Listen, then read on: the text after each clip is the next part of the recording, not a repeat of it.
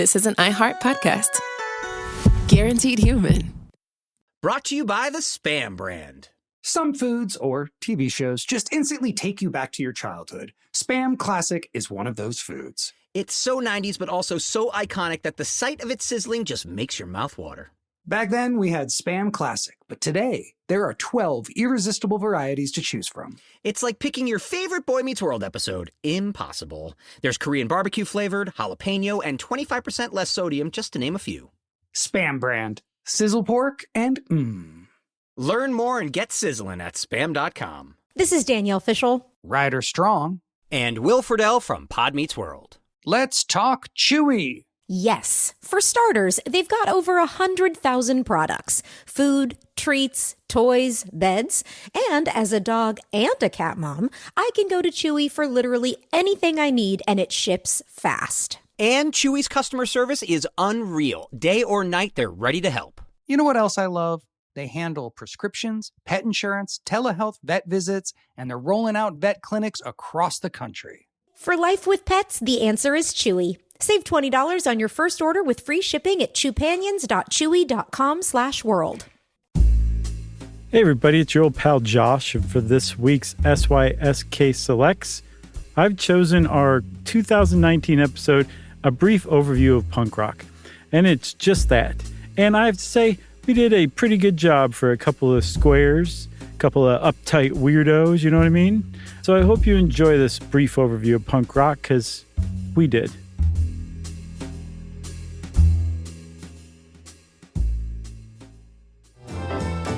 Welcome to Stuff You Should Know, a production of iHeartRadio.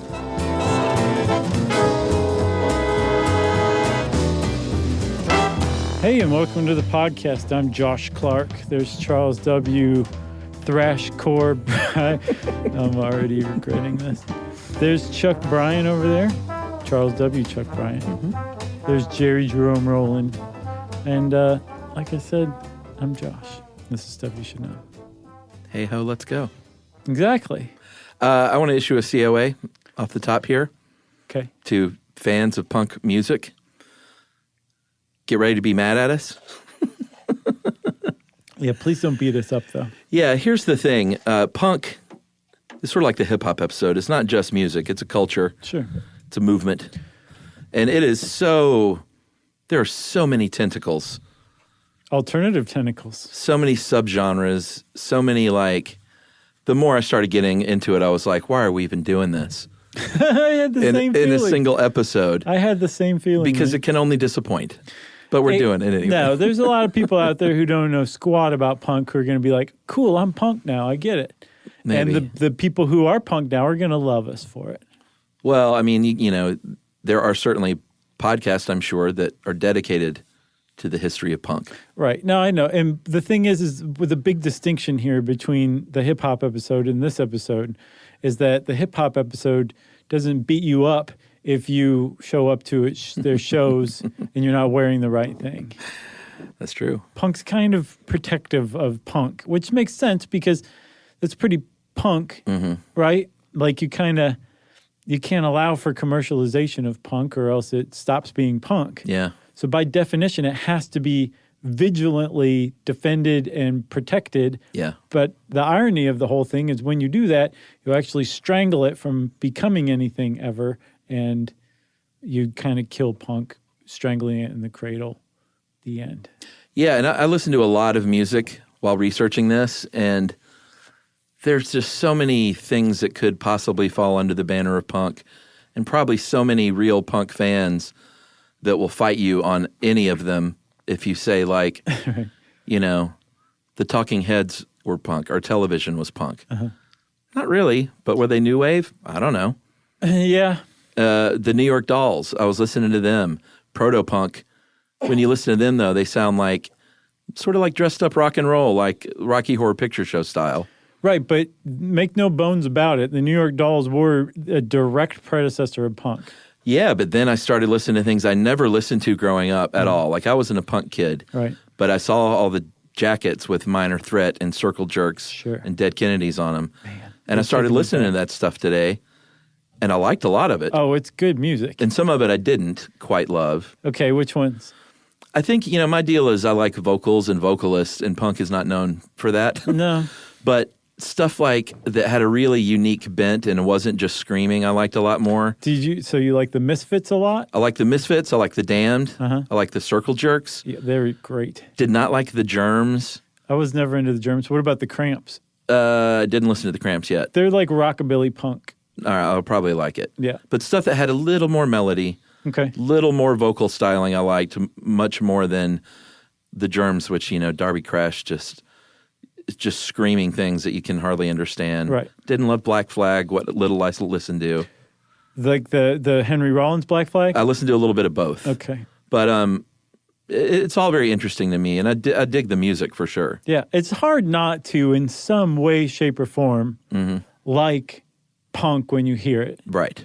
Like it's just too, it just gets under your skin just too easily, really quickly. And Yeah. you might not even realize your head's like kind of nodding, Yeah. your knees like shaking or whatever. That's right. But like no matter who you are, punk can get to you like that.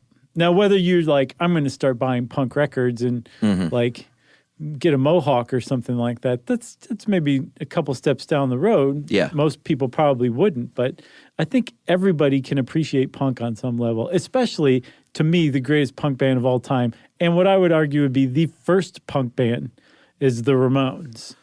Right. If you like melody and you like singing, but you also like punk, they've got everything you need. Yeah, and if you like songs that are 95 seconds long. Sure. Well, that was a big thing. Like punk grew out of this idea that Led Zeppelin had like 11-minute songs they were playing on the radio, and guys like the Ramones were like, shut up. Yeah. And so they purposefully and deliberately went the opposite way, and they started making songs that were sometimes less than a minute. Like one of the greatest punk songs of all time, in my opinion, Circle Jerks' Wasted, is like 52 seconds long. Get in, get out. That's all you need. He gets the point across. He talks about all the drugs he's on. Right. He talks about all the stuff he does when he's on drugs, all in less than a minute. Yeah, but I think you bring up an important point, is punk was a reaction. It was a reaction to the bloated money and the bloated song lengths and the arena rock, cucumber in the pants, hard rock machismo, getting the ladies. Like this great quote from one of the Ramones. These were kids on the outside. And he said, Johnny Ramone in 1976 in Rolling Stone said, they got together because none of them could get girls. Right. So they all found solace in each other. And he said, girls always wanted to go with guys who had Corvettes. So we had nothing to do but climb on rooftops and sniff glue. The Ramones in a nutshell. But if you look at 1977, like the albums that came out in 1977, you've got the Sex Pistols and the Ramones and stuff like that. But you've got Eric Clapton's Slow Hand, Fleetwood Mac's Rumors. Okay, not bad. Point of No Return from Kansas. Okay. The Stranger from Billy Joel. Which one was that? It's one of the great ones. Okay. But they all were great. Right. Asia from Steely Dan. Okay. And like these are like the big chart toppers. And so punk came along and was just like, no, screw all that. Yeah, to heck with you guys. Yeah. That's what it says. So it was an ethos and a spirit even as much as it was music. Yeah, and I think one of the other things I commonly ran across in researching this was that it was not just kind of like rock sucks because it's getting so, 11 minutes long per song and there's lots of guitar solos and stuff like that, but also that it was hopelessly commercialized. And so punk was like, there's nothing inherently wrong with rock. It's just gone on this path that it's been on for so long that it's just become, I think, like you said, bloated. Let's take rock back and scrape away all the bloat and just get back to like the core and the point of it originally, which was rebellion, that was what punk was built on in the late 70s. And the Ramones, again, I will go to my grave saying they were officially the first punk band that ever existed. But there was music that led up to that immediately before it, and even a decade or so before it, that really laid the foundation and the groundwork for bands like the Ramones and the punk the punk music that took off right afterward. Yeah, and you also got to remember that coming into the early 70s where some of these proto-punk bands started, this was coming off of the late 60s and the hippie movement Right. and Nixon in Vietnam. So all that had proved a failure. Yeah. And flower power and the peace and love and all that stuff. There's still Crosby, Stills and Nash and hanging around, but there's also a younger generation that thumb their nose, or more specifically, their middle finger at that whole generation. Right. And that's what sort of birthed the punk movement. Right. And the proto-punk movement, at least. Right. So I saw the earliest proto-punk band I could find that you could trace a direct line to is actually from Peru. Okay. They were around starting in 1964, Los Secos, Saicos. And if you go listen to a Los Secos song, it's quite clear that this was proto-punk. Did it have the speed? A little bit, yeah. Because I think that's a bit of the distinction. Like there was that whole Nuggets era garage rock of the 60s. Sure. You can hear a little bit of that, but it still didn't have that chugga chugga chugga speed that punk rock would be known for. Yes, it did. You know? It did. Yeah, no, another proto-punk band that's more garage rock, but kind of some of the sentiments they came up with, the Chocolate Watch Band. Sure, I've had heard this of them. anthem called like "I'm Not Like Everybody Else," and it's like real kind of, it's groovy. But if you listen to the words, it's like this guy's talking about being a punk, Right. But it's long before punk. Yeah. But musically, they were not punk at all. Los Secos was punk. Like their sound is definitely punk, and they were around the same time. Yeah, and the specifics of what you're doing musically on a guitar with punk Yeah, this is important. is the downstroke. Yeah. So, it's hard to talk about it without showing you, but if you're playing like an Eric Clapton rhythm part, it's like, you're stroking down and up, ching, chinga, chinga, ching. If you're playing punk, you're just going down, that ching, ching, ching, ching, ching, ching, ching. Nice. And That that's was a sort really, really great impression. And the Ramones made a career out of 2 or 3 chords, played fast, playing that same rhythm and downstroke over and over and over and over. Like again. I'm convinced you just did a 2-second snippet of a Misfits song. I could hear it like plain as day. It's great, though. I was listening to stuff today. I was like, man, I really like a lot of this, and I missed out. So I see myself diving into it again. Should. Or diving in for the first time, rather. You totally should. I mean, I know about the Clash and the Ramones and stuff like that for sure, but... Oh, there's as you know, a whole world there out is a there. whole world. And then the thing about punk is the more like you find, I like this band, and then it turns out this guy used to be in this other band. Yeah, there was a lot of that. They're from the same scene as this other band. It just keeps going and going and going. Yeah. Because one of the through lines of punk is that anybody could be in a punk band. Yeah. It was super democratized, and the DIY ethos was basically the foundation of punk music. All right. Well, let's take a break. Okay. We'll go back in time a little bit and talk about New York and London, and then we'll get to that, what I think is kind of the coolest part of this whole thing is that DIY aesthetic. Okay.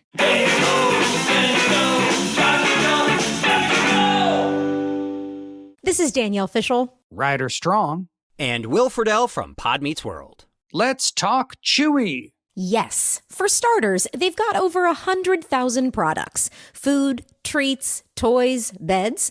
And as a dog and a cat mom, I can go to Chewy for literally anything I need, and it ships fast. And Chewy's customer service is unreal. Day or night, they're ready to help. You know what else I love?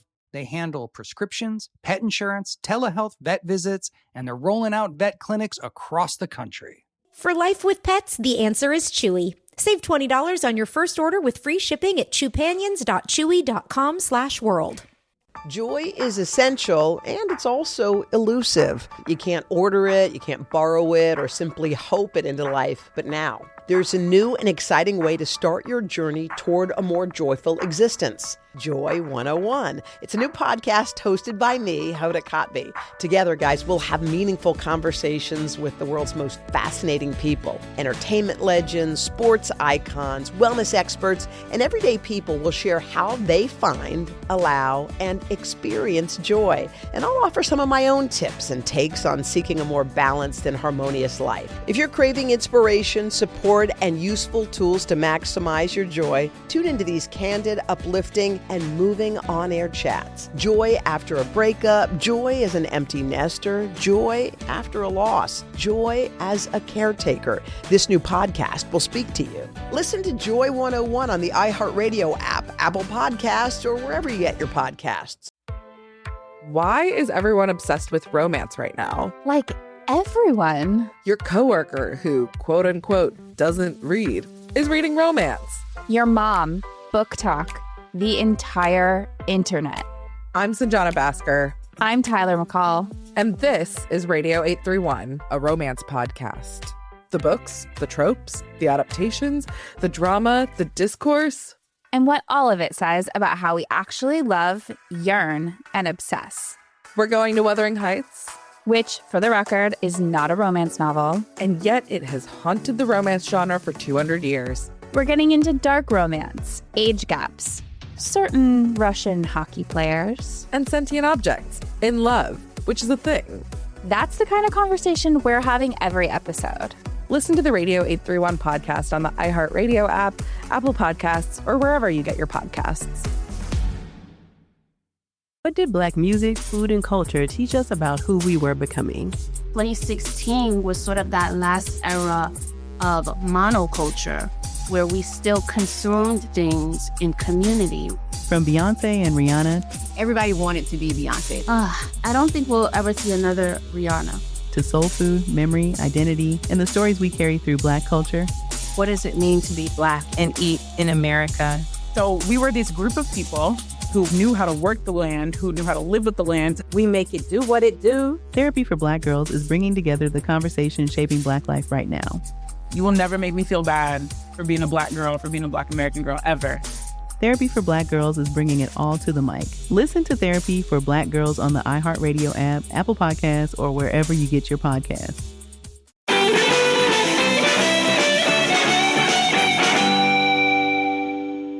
All right, so I mentioned London and New York. I sourced this from a bunch of articles. Can't remember if this was the Pitchfork one or not, but the headline of this part is A Tale of Two Cities, New York and New York and London. Right. But L.A. would come along a bit later with its own scene. And also London gets mentioned here at the expense of Manchester, which I would say is like, right. That's ground zero next to New York. Right. Also ground zero, which doesn't get nearly enough press, is Australia. Oh, yeah? These things are going on in parallel all over the world. That's really interesting to think, like, this stuff is happening like almost independently of one another. It was, because it's not like someone in Australia heard someone on the internet in 1974. Right. But there were a couple of bands, one called Cheap Nasties on the Western, I think in Perth, and then the Saints, probably the biggest punk band to come out of Australia. Mm-hmm. This was at the same time that CBGB's and the Stooges were like getting big. It's crazy. Yeah, so the Stooges would technically qualify as proto-punk too. Right. But they came from Michigan, along with MC5 and Death. Death is an even earlier proto-punk band than the Stooges. Yeah, that documentary is great. I actually haven't seen that one. Yeah, there's one on Death. It's just called like a band called Death, right? Yep. Yeah, it's very, like, they're amazing. Yeah. And they were, I think, three African-American brothers from Detroit. Just killing it. Who in 1971 formed like a punk band. Yeah. Yeah. And this is before the Stooges. I think this is before MC5. Before Bad Brains, that's for sure. For sure. So all of these bands are starting to kind of lay the groundwork. And then it's almost like it just kind of ignites, like we're saying, in different parts of the world, virtually at the same time. Yeah. Which I just find endlessly fascinating. Yeah, and I think that's what really lends a lot of credence to the fact that it was a movement. Mm-hmm. It was a feeling people were rebelling against more than anything, right? Which can happen parallel in different parts of the country and world, you know? If there's anything that can bring the whole world together, it's disdain for hippies. You know? They really bring that out in everybody. Did you see the Tarantino movie yet? Once Upon a Time in Hollywood? Oh, yes. There's a lot of the anti-hippie stuff in there that was pretty funny. Yeah, a little. Some of them are beaten to death, literally. Well, I just mean all the DiCaprio stuff was really funny. How much he hated the hippies. I know. But Tarantino really like pointed out, like, you know, the Manson family's been celebrated and romanticized, at least in some weird ways. Yeah. And they should not be. And this is why. I think he did a really good job of doing that. So Sorry. We were talking about the Stooges and MC5 in Michigan. In New York City is where things really crystallized with the club CBGB, owned by Hilly Crystal. No, just Crystal. Is it Crystal? I think so. Like Billy Crystal? Right, but Hilly.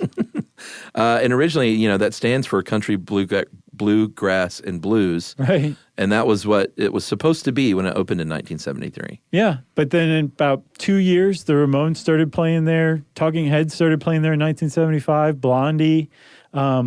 Television, I think. I love Television. Television, I'm okay with them. Like, I don't love them. I don't hate them. But they were essential to that scene happening, for sure. And a lot of people kind of overlook them, I think, as like one of the foundation bands for punk. Yeah, which is, like I mentioned earlier, like it's such different kinds of music. Like I love Talking Heads and Television and Blondie and the Go-Go's. And they were all in that early scene, but I don't think that's anything like the Misfits or the Damned or the Ramones. No, but the Misfits and the Ramones both started their careers at CBGB. Yeah. So it was like the place where punk began in the United States. Yeah, also at Max's Kansas City in New York, legendary club. This is where like Patti Smith is hanging out, the Velvet Underground is hanging out. Again, they're not punk at all, but they were in that scene. Right. And one thing that we're kind of not really mentioning that is a common thread to all these bands, not necessarily music, but heroin was a huge thread. Yeah. They shared their deep love of heroin in common. And that definitely bound them together at CBGB for sure. And that was a huge factor on the early punk scene was heroin. That's right. Which, I mean, this is... if you remember back just a few years ago before OxyContin turned everybody into junkies in the world, heroin was not a big drug at all. Yeah. And back then, especially, it was like you were a total burnout if you were doing heroin. Like it was not done. Yeah. So the fact that these people were like shooting heroin like in the clubs, that was another kind of badge that they took on. Yeah. That separated them from everybody else. Yeah. Even their preference of drugs was super hardcore. Yeah, for sure. Another interesting thing happened early on in 1977 when these two scenes sort of exported one of their early big bands to play in the other city. In 1977, The Damned played in the United States. And less than a year before that, the Ramones had gone to the UK to play shows in London. And that was a big deal because all of a sudden you had these two different scenes swapping bands. Of course, it wasn't anything they planned, but they got a taste of New York City and London with the Ramones in a big, big way. Right. And the same can be said in New York City with the Damned. Very British. And then a month before the Ramones played in London, in Manchester, on June 4th, 1976, the Sex Pistols had their first show. And a lot of people point to this as this is when UK punk happened. Right. It was this one show at the Lesser Free Trade Hall, which is like a hall, might as well be a VFW basically. And that's where the Sex Pistols had their first show. But some of the people who were there were so influential, including a 17-year-old Morrissey who went to cover the thing for New Music Express. Oh, wow. That it just spread out like a germ. Like it was the single point that UK punk spread out from. Yeah. And this was June of 1976. And within 6 months, the major record labels were lining up to sign any and every punk act they could get their hands on. 6 months. Like that's, so not only did it spread and grow in parallel around the world at the same time. Yeah. When it hit the scene, it's hard to overstate how quickly it just blew up. Yeah. Like just from nothing to it in 6 months. Yeah, I mean, if there's one thing, I mean, I don't know about the music industry today, but previous to, digital content, the music industry was always there waiting to commodify the next big thing. Yeah, and they did it to punk big time. Yeah. So let's talk about this DIY thing for a little bit. It was really cool, this article about these DIY origins in punk music. What happened was when punk started coming around in the mid-1970s, this coincided with a big shift in equipment and recording gear and modernizing recording gear. Among like the big labels. Yeah, sure. And so all of a sudden there was all of these rooms and this gear that you could either rent cheap or buy cheap. Yeah, they're old stuff that they didn't need anymore. Yeah, and so the punks came along and started using it. And the very first punk labels were self-started. Miles Copeland started Step Forward. Bob Last started Fast Product. And, of course, very famously, Tony Wilson started Factory Records. Yes, dude, which, by the way, see 24-Hour Party People if you never have, everybody. It's amazing. Yeah, I need to see that again. I saw it once when it came out. Yeah, it's a good movie. Yeah. But it follows this progression of punk into new wave, into the 80s. It just does it in a spectacularly great way because it's Steve Coogan who's great at everything. Oh, he's so good. Yeah. But people trace the punk on record, or on recorded tape, rather, right, to the very first single they claim, very first punk single, November 76, The Damned's New Rose. Which I thought that was weird because the Ramones released their album before them, but maybe because the Ramones were on a label when they released their album, they're saying like this is the first DIY punk Maybe. release. When was the Ramones' first album? I think like the full year before. 75? I'm pretty sure. Oh, wow. If not, at least 76 then, but I'm pretty sure 75. Well, the Buzzcocks put out an EP, and I listened to a lot of that today. I enjoyed that. Yeah, it's good. Spiral Scratch was this EP, was apparently the first British homemade record, and that was a really big deal. This was in 1977. They sold out 1,000 copies that they printed. Then they went on to sell another 16,000. And the influence on Spiral Scratch really spread out and told everyone, because they printed, it was very cool, they printed on the little record jacket, like how much it cost, how they produced it, and what the money was all about for 153 pounds, basically saying, go do this. Right, like, and here's how to do it. Yeah. They all like that kind of set the tone for other records, like other punk bands released their own records, also included instructions on the sleeve that the record came in. And the whole DIY record release thing that the Buzzcocks kicked off, other people started to find other ways to kind of make it so punk could exist outside of the influence of the record companies. Yeah. Like people would release records in Ziploc baggies. Like that was the record sleeve that your record came in. And people loved it. Like you didn't need like this expensive sleeve for the thing to come in. Like you could just pop it in a Ziploc bag and sell it. It's very punk. It's super punk. And then also, if you can form a band, it was put like this, like the Sex Pistols showed that anybody could be in a punk band. Yeah, you didn't even need to be very talented. Right. You didn't even need to know how to play an instrument. Yeah. And you could be in a punk band. And the Buzzcocks came along and showed that anybody could press a record. But there was still one very essential ingredient missing, and that was distribution. Yeah. And like you said, mail order made up for a lot of the Buzzcocks EP sales, but they realized that there were more people out there who wanted this stuff but didn't have a way to get to it. So a what was called the Cartel was formed, which is a group of independent record stores around the UK that would basically serve as a distribution network for these DIY punk records. It's so cool. It is. Not only that, but zines were very important early on in the punk, and really kind of a lot of music genres. Zines were really big, which are these, fan-made magazines. Yeah, made with like photocopy, not even photocopy, like mimeograph stuff. Yep, and you would just print out your zine, and some of these zines got to be pretty big, and they would attach distribution to these zines sometimes and sneak 45s, not sneak them, but pack a 45 in the zine. Right. And that's how you could release your stuff. Yeah. And it was just this, again, it sounds so trite to say very punk rock attitude, but that's exactly what it was. The way they were doing things was all under the radar, all on their own, and that changed pretty quickly. It did. It's because the big players came in. Yeah. They smelled money. They smelled something new, the next big thing, and they started signing everybody they could left and right. And these punks were going like, no, bollocks, I don't want your money. They're like, what if we pay you in heroin? They said, oh, okay, yeah, I like it. Now that you put it that way. You could buy drugs with money? Right. So, again, within 6 months of what most people point to as the source of UK punk, that one specific show by the Sex Pistols. The Sex Pistols were so new, Sid Vicious wasn't even in the band. Yeah. He was still Susie and the Banshees drummer.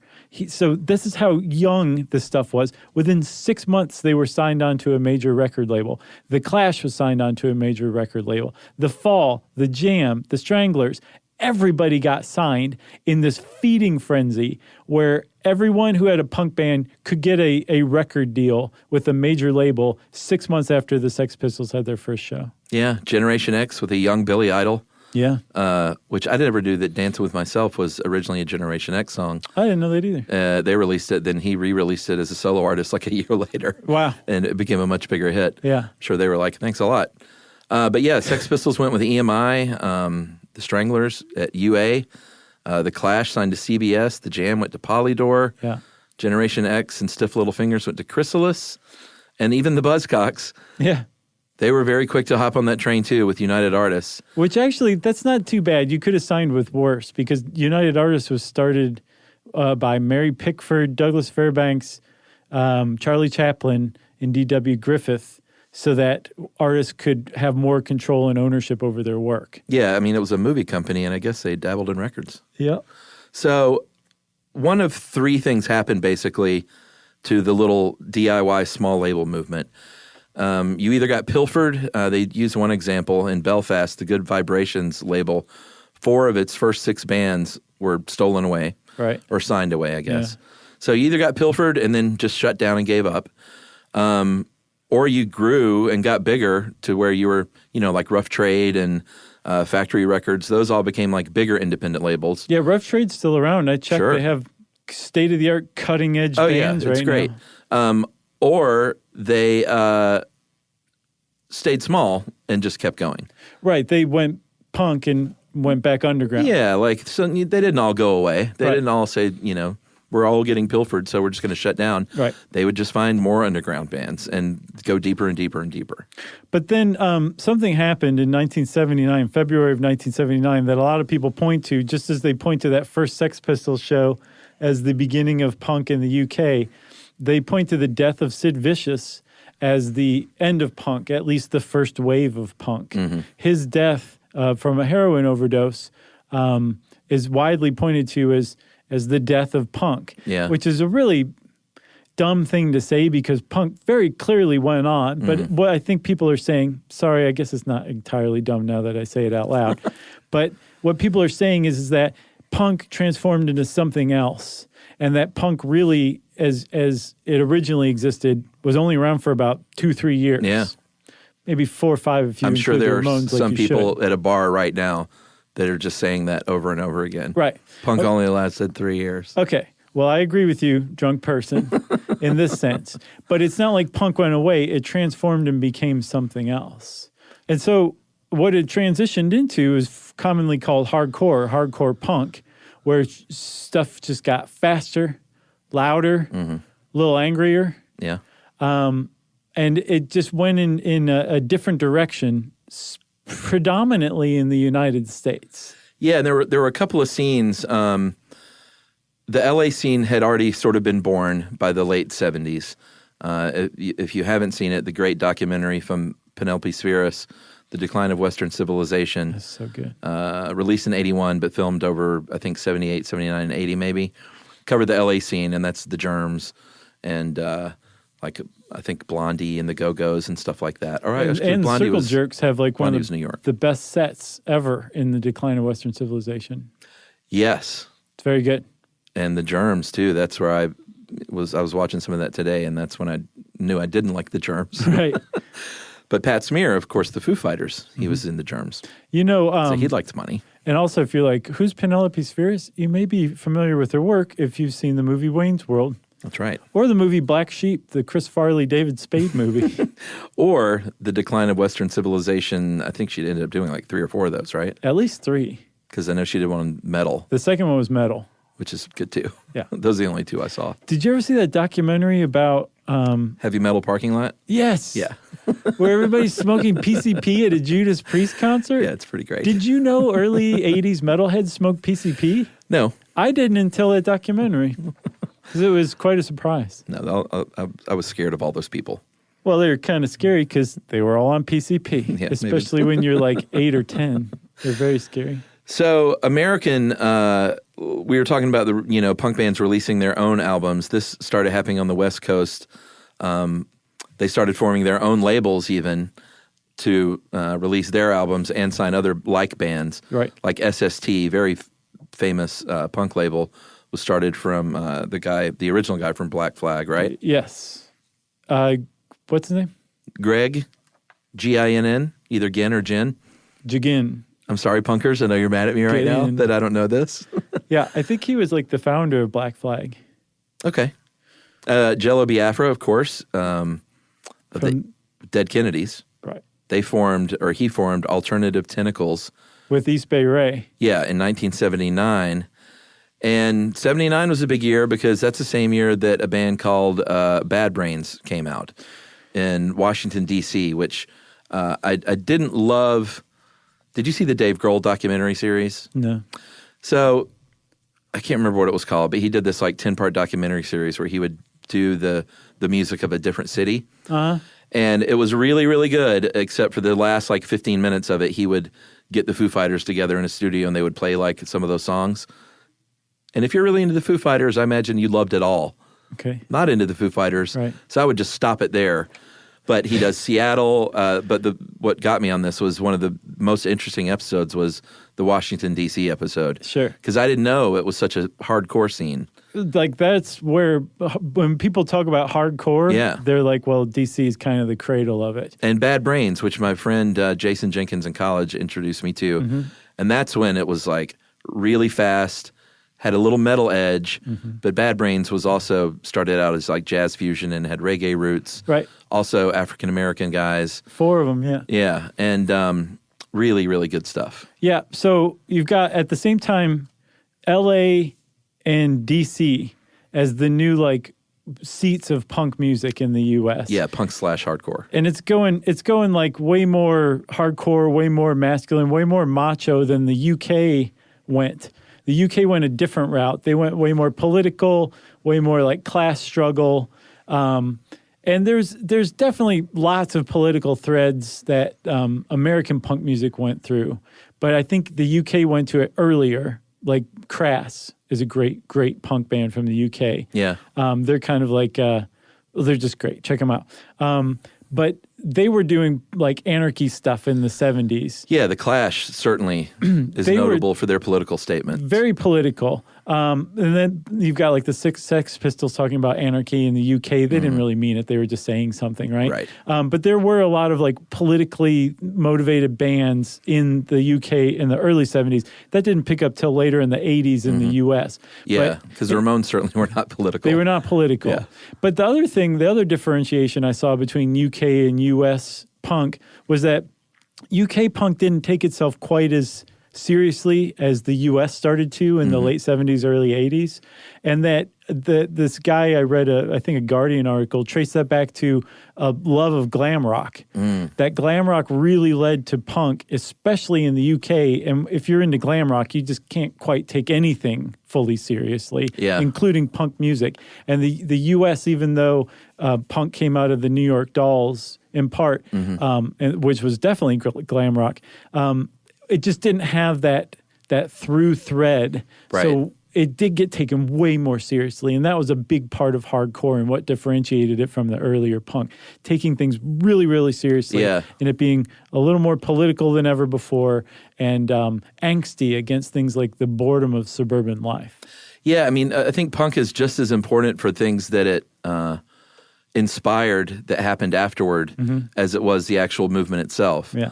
Because you can point to stuff in Minneapolis like Husker Du or bands like the Minutemen, who I loved, and they had a very punk sound to them, and maybe are even considered punk? Probably post-punk. Post-punk. I think Minutemen are considered punk, but Husker Du would definitely be post-punk. For sure. And stuff like Sonic Youth, which... I would call them post-punk, too. Post-punk straddling into the early grunge, though, too. Well, yeah. I mean, it's easy sometimes to trace that through line, and sometimes it's really difficult. But we want to be able to say, like, I know, right? It went from Bad Brains to Husker Du to Sonic Youth to Nirvana. There. Right. 4 degrees of Nirvana or and whatever. Green Day's in there going, what about us? Right, exactly. But you can't. But at the same time, you also can't discount the effects that these later bands got from listening to the earlier bands that came before them. There's undoubtedly an influence. Sure. It's just not quite as crisp and clean as we like to make it. Yeah, and it's even argued in one of these articles that the birth of hardcore came about because, like you kind of teased earlier on, because punk, flouts the rules and norms of rock and roll, then they form their own rules and norms. Right. And were really pretty serious about it. Right. And so hardcore came along because they didn't quite fit in with the true punk aesthetic. Right. They took punk even further because punk was being commodified and commercialized otherwise. That's right. Which would make it kind of easier to break from, especially if you just go slightly angrier and faster and louder. Right. But you also can look at stuff like, you talk about tracing the through line. If you want to think about early Manchester and stuff like Joy Division, that goes to New Order, that goes to orchestral maneuvers in the dark and Simple Minds, and all of a sudden it's a John Hughes soundtrack. Sure. And then it's like, what is punk about anything? Right. And that like sort of softer new wave. But at the same time, you can also say, well, New Order was just straight up new wave. But then new wave caught on and got commercialized and commodified, and then you end up having a John Hughes soundtrack because the record labels got a hold of the new wave band, right? So that's kind of like the story with music is somebody comes up with something raw and organic and rebellious. Yeah. Everybody loves it. The big guys come along, get their hands on it, co-opt it, commodify it, commercialize it, ruin it. Yeah. And then some thread kind of jumps off of that and it starts something else. And the whole thing it just continues on and continues on, except until the mid-2000s when music died forever and ever and ever. All right, well, let's take another break here, and we'll talk a little bit about the end of punk. And but before that, maybe we'll hit on the fashion of punk. Oh, boy.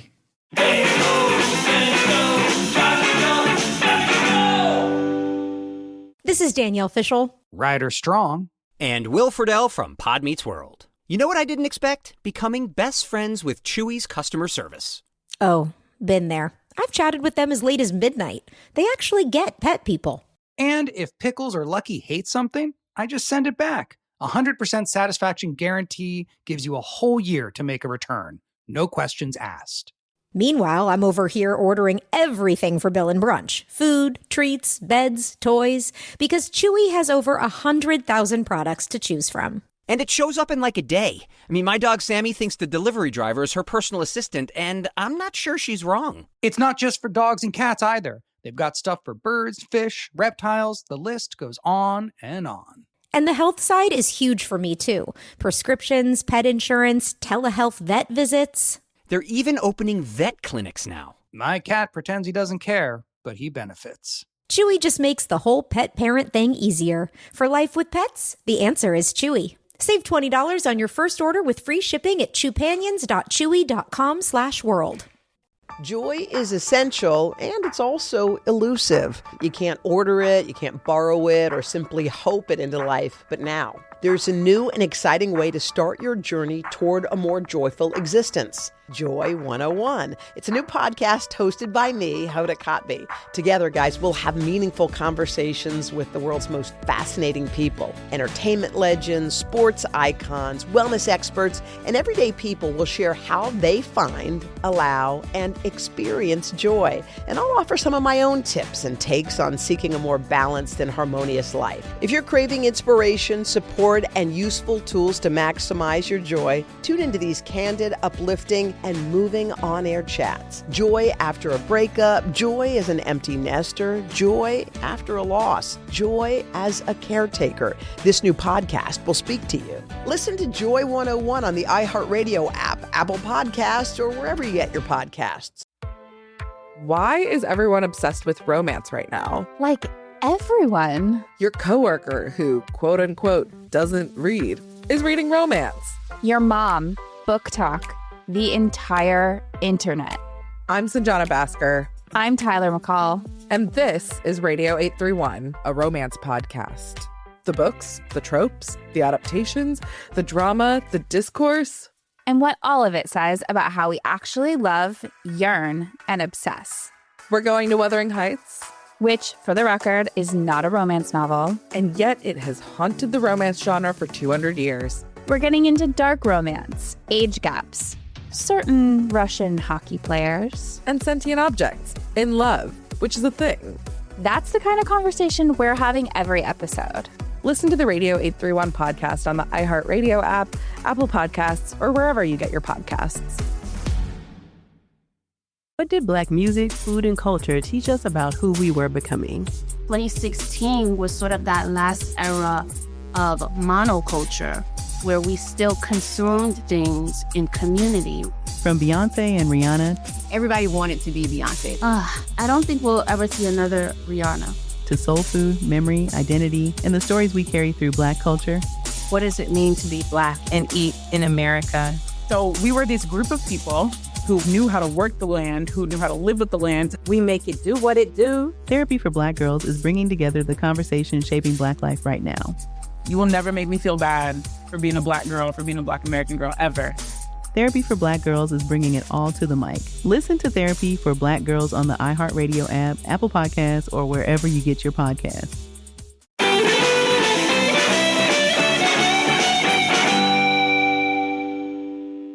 Okay, Chuck. We're talking fashion of punk? Yeah. So every genre has its own look. I cannot remember what. It had to have been the safety pin short stuff where we talked about Richard Hell being considered the guy who started the safety pin as a fashion statement. I think so. I'm pretty sure. But it was Richard Hell. He was the guitarist for television. Yeah, yeah. And he was like the first guy with the mohawk, like the Elmer's glue kind of mohawk. Uh-huh. And safety pins holding his shirt together. Yeah. Which is, I mean, that's quintessential punk. But at the same time, dressing like a Ramone is quintessential punk too. With like the jeans with the knees in it. Black jeans, Doc Martens, or Converse low tops. Yeah. Or Converse high tops. Sure. Black biker jacket. Yeah. The New York Dolls were very famous for wearing the jean jackets super, super small. It jokes in this article that they could barely fit in them. Right. They also wore super tight Lycra, shiny pants and stuff too. Yeah, but they were glam. Right. But it was really those black ripped jeans. And this was a time where that wasn't like the cool thing to wear. If you didn't walk around with holes in you, and you know, now it's become a recurring thing in fashion to have holes in your jeans being cool. Right. At the time, it was not cool. It meant that you were poor. Exactly, man. This was like somebody in this article, I think from Pitchfork, said, you know, Dee Dee Ramone had holes in the knees of his jeans. Not because it was cool, but because he didn't have any money for some new jeans, and his jeans just had holes in them, so that's what he wore. Now you pay like $100 or $200 for jeans that have pre-ripped holes that are just right. Yeah, that's a perfect example of the commoditization of punk. Yeah, for sure. In LA, they have their own fashion scene going on because it's LA, and they don't have harsh winters and cold, rainy weather, so they went to the thrift stores and bought things and cut them up. And that's where you never saw a shirt on a punk in the LA scene that didn't have like the neck cut out or the sleeves cut off. Or in the case of the Go-Go's in their earlier punk days, wearing like literal trash bags as fashion. Very funny. And Blondie too. Sure. They all had a very like specific aesthetic in Los Angeles. Yeah. It's interesting that the Go-Go's started out in the punk scene when they were, I think, to the casual music fan, known very much for just sort of a bubblegum, sing-along pop hits that they had. Just lovable as all get out. As all get out. Great songs. And Belinda Carlisle, too. Like, her solo stuff is... Yeah? Primo? Chef's kiss, everybody. You couldn't see that, but that's what I gave. But it's that whole pop-punk thing, which is kind of where it started to go bad. You could make the case that starting in the beginning of 1977, when all those first record labels came in, it started to go bad then. But hardcore, this is my reading of this, okay? And I'm not a punk or even music historian by any stretch of the imagination, but from what I gathered from this research is that early punk got co-opted and commodified by the record labels immediately. Hardcore grew out of that. Hardcore is way harder to commodify because it's much more raw. It's much less melodic. It's much more in your face and angry than original punk was. And it's also jealously guarded and defended by the fans. Where at the beginning of the show, we were saying, please don't beat us up. Like if you go to a hardcore show and they think you're a poser, like you may get beaten up if this is the 80s or the 90s. I don't know if they still do it today. I remember feeling that threat. Oh, not it was upon me, but like real. The punks at the school, like you didn't want to cross them. It was part of being a punk was like you beat somebody up to basically defend punkdom, to keep it from getting commodified. Like Square, get away from me. Seeing kids like wear Thrasher t-shirts today and they have no idea what Thrasher is. Like it's like if you did that with punk in the 80s and 90s, you would get beaten up, maybe even at school, definitely at a punk show. And so in doing so, they were able to defend hardcore from commoditization because they kept it their own violently. Right. But at the same time, they also, it's kind of like how a language evolves, the more people speak it. Right. And the more free and easy the rules on it are, by putting these very tight restrictions on what's punk and what's not punk and who's allowed to come to a punk show, which is super ironic for punks to do, to come up with all these rules and regulations. Right. They kept it from evolving. And they definitely kept it underground, and it's still around today, but it's the same thing over and over again. Because it wasn't allowed to grow and evolve, because the fans have kept it, at least in America, have kept it underground purposefully, deliberately, and violently. So punks killed punk. Kind of. They would argue, no, punk's still around. I go see punk shows all the time and don't come to it because you're a poser and we'll beat you up. So they're still punk. But as far as like you and I walking around are concerned, punk is dead as a doornail for now. Yeah. For now. Well, I mean, I remember when we did our UK tour, I remember seeing a group of punks in Manchester that looked like they stepped right out of 1981. Yeah. With the full spiked mohawks and the studded leather collars, and I was scared of them then. Were you? A little bit. You're like, those are bad kids. They're going to try to get me to smoke. I'm in town to do a podcast. Right. Well, what's funny is that fashion that you're talking about, that quintessential punk fashion, that was a commodification immediately too. The Sex Pistols manager used to be the manager of the New York Dolls, Malcolm McLaren, and he owned a shop, kind of BDSM fashion shop with Vivienne Westwood in London.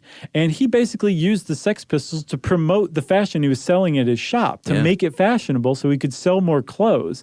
This is the manager of the first UK punk band ever. Well, and he had put them together, right? It's not like essentially the Sex Pistols all got together because they were mates. Like they were formed by a manager. Yes, by this guy, Malcolm McLaren. They were the monkeys. Kind of. They were the monkeys of punk. They were the punkies. So many people are mad at us right now. For sure, but it's true. I mean, go look up your history if you're mad. Punks are going to beat us up next time we go on tour. Some 13-year-old just looked down at their shirt and went, that's what the Sex Pistols are. I had no idea. Well, it's funny, though, that you talk about the pins and it was all homemade stuff. Like I remember it being I was certainly way too square, but I remember seeing the punks in my school doing stuff to their clothes during class and at lunch and thinking it was the coolest thing. Whether it was Black Sharpie doing the Dead Kennedys or the Anarchy symbol. Right. Well, the Dead Kennedys did have the coolest symbol around. It was pretty cool. Yeah. Or just fraying their jackets or adding safety pins. It was all created out of that homemade aesthetic. Right. Sort of like the music, and it appealed to me, but I was afraid of it. And now that's why I'm just now starting to listen to some of this music. Are you going to turn all punk now? Maybe. Okay. That would be one of the bigger surprises you've ever laid on me, man. But pop punk, we should talk a little bit about. They call it bittersweet in this article. Sweet in the sense that you could get tons of money and be super famous, but bitter because it spawned a genre that I think a lot of true punks really loathe. Like, I think true punks like a Square more than they like a Blink-182 fan. Indubitably. You know? Yeah. And that, that whole scene, the Vans Warped Tour and Rancid and Offspring and Green Day and all these groups was a part of a big second wave of these kids who grew up definitely listening to that stuff. And I guess feeling like they were a part of it. I mean, I'm sure Green Day really feels like they're a punk band and part of a punk movement. Whereas I remember the first time I heard Green Day thinking, these are guys pretending to be a punk band. Yeah, which is a really cruddy thing to say. But I mean, it's totally understandable how you would think that. But they are. I mean, it is punk in some way, shape, or form. It's punk. The stuff they're talking about is pretty punk. But punk bands don't release acoustic songs talking about the time of their life. Definitely not. No, it's used on like sitcoms. The first album, okay, Dookie, right, is what we're talking about. I guess was that the first one? I think so. I just remember hearing it and going like, "Why is that guy trying to sound British?" Well, that's pretty punk, actually. That first big hit, is it? Very punk, yeah, for sure. An American kid trying to sound British. Well, I guess so.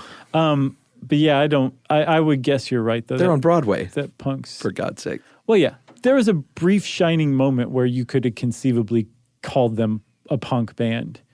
Here's the thing, though, man. People like money. Yeah, but that's been a through, not just in the punk scene, but just in music in general. Although hats off to the punk culture for keeping it at bay better than anybody ever has, any other genre. I would like to hear, I'm sure there are people listening that know of punk bands that did stick their middle finger up to the money and say, nope. I can tell you one, Fugazi. Well, I love Fugazi. So Fugazi's out of D.C. Or I guess hardcore. Hardcore. Yeah.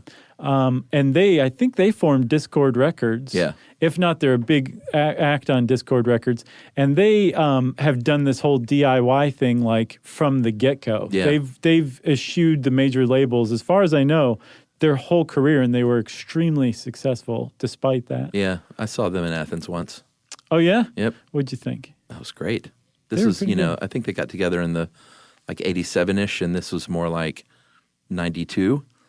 Okay. Well, they were still huge in 92. Yeah. Probably bigger. That was when they were at their height, I would guess, is 92. Yeah, I mean, technically they had I don't know about how it performed on the literal charts, but they had that one song that had a big MTV hit. Waiting Room? Yeah. It's a good song. It's a really good song. Yeah. So I just want to give some shouts out for anybody who's like, this is really interesting. I want to know more. Mm-hmm. Go listen to The Cramps. I would recommend The Cramps. Listen to Crass. Go watch The Decline of Western Civilization. Definitely check out The Circle Jerks.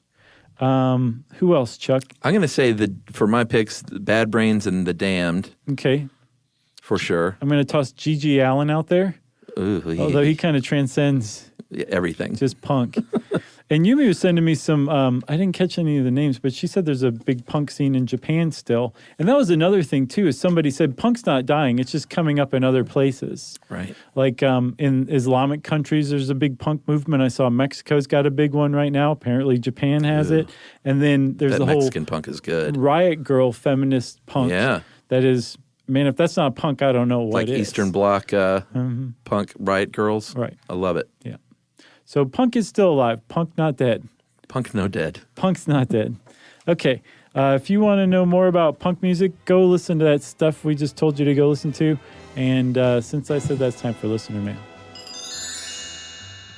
If you want to learn more about punk music, you can probably go to literally any other place other than this episode and learn more about punk music. If you want to know more about punk music, go to your local library and read up.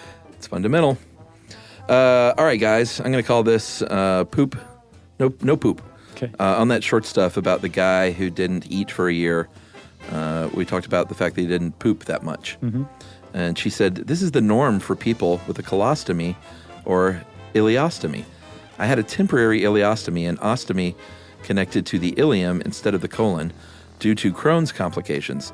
My colon was completely severed from the rest of my digestive system during this time and basically sat dormant while food exited into an ostomy pouch.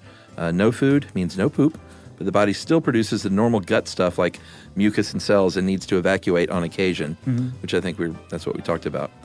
For people with years of bowel issues, such as pain and running to the bathroom every 30 minutes. This can be a literal lifesaver. Anyway, my colon is currently now reattached to the rest of my intestine, and my Crohn's is in remission. I had no idea. So this person had a colostomy, and Had then an it was ileostomy. reversed. Yes. I had no idea they could do that. Yeah, we should do something on Crohn's. Sure. And just tie all this stuff together. Okay. Just wanted to give you a little perspective on the topic.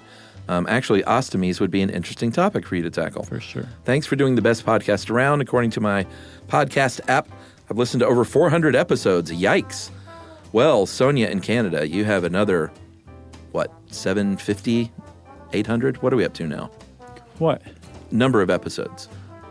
850? We're up to like 1,200. Well, she's listened to 400. Oh, okay. So just do a little math. Oh, wait. Okay, hold on. I can do this. So another like 800 or so? Yeah, I would say so. All right. Well, you're a third of the way there. Keep at it. Yeah, roughly. Yeah. You got it, a third. And you guys should have just seen Chuck look up into the air from the side of his eye. She said, we'd love to see you come out to the prairie provinces. So Nah. I know in Canada we do Toronto and Vancouver, but there's a lot of country in the middle there that we should probably go to at some point. In the U.S., we call them flyover states. Well, in Canada, they call it prairie country. Right. Well, if you want to get in touch with us like did Sonia. Thanks again, Sonia. You can go on to StuffYouShouldKnow.com and check out our social links, and you can also send us an email to stuffpodcast@iheartradio.com. Stuff You Should Know is a production of iHeartRadio. For more podcasts from iHeartRadio, visit the iHeartRadio app, Apple Podcasts, or wherever you listen to your favorite shows.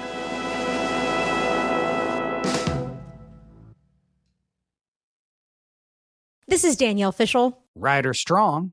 And Will Friedle from Pod Meets World. Let's talk Chewy. Yes. For starters, they've got over 100,000 products. Food, treats, toys, beds. And as a dog and a cat mom, I can go to Chewy for literally anything I need, and it ships fast. And Chewy's customer service is unreal. Day or night, they're ready to help. You know what else I love? They handle prescriptions, pet insurance, telehealth, vet visits, and they're rolling out vet clinics across the country. For life with pets, the answer is Chewy. Save $20 on your first order with free shipping at chewpanions.chewy.com/world. Joy is essential, and it's also elusive. But now, there's a new and exciting way to start your journey toward a more joyful existence. Joy 101. It's a new podcast hosted by me, Hoda Kotb. If you're craving inspiration, support, and useful tools to maximize your joy, tune into these candid, uplifting, and moving on-air chats. Listen to Joy 101 on the iHeartRadio app, Apple Podcasts, or wherever you get your podcasts. This is an iHeart podcast. Guaranteed Human.